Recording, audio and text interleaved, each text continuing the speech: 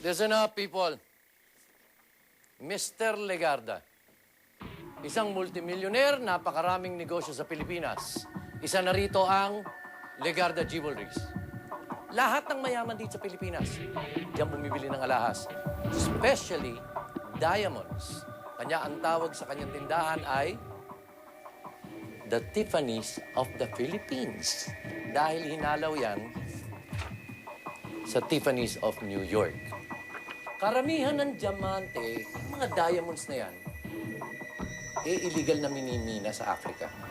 Matagal na yung pinagbabawal yan. But, tuloy pa rin kasi nga, ang daming naghahanap ng diamanting yan. Maraming buhay ang nabuwis dahil dyan. That's why they call it blood diamond. Pero yung Legardang yan, walang pakundangang bumili ng diamante yan. Alam mo kung bakit? Nakukuha niya ng murang-mura.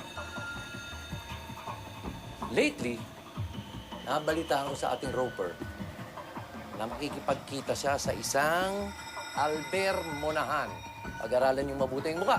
Tandaan ninyo, he's an illegal diamond dealer at may offer siya kay Legarda.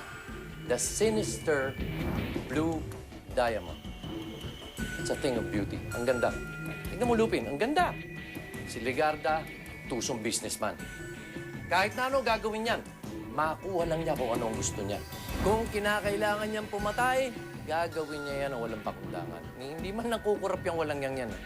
At malaking feeling ko, lulukuhin niya yung si Monahan para makuha niya ang blue diamond. Finally, this is where they're going to meet. Diyan mangyayari ang transaksyon. Malamang diyan ipakikita ni Albert kay Legarda yung diamond at diyan na rin magkakabayaran. At pagkatapos doon, tiyak dyan na rin magkakadugasan. Wala!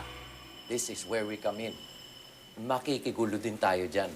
Kukunin natin yung blue diamond, kukunin natin yung $2 million. Perfect.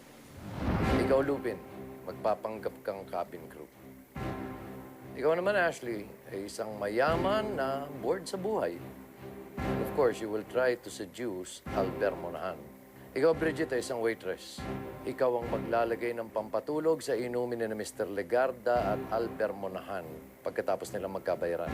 Kapag nagkabayaran na si Mr. Legarda at Albert Monahan, kukunin niyo ang blue diamond at ang $2 million. Handa na ba kayo?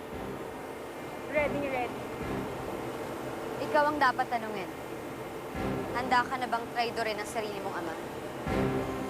Pagkatapos ng araw na to, dahil sa ginawa niya kay Angeli, sa kulungan ang bagsak niya.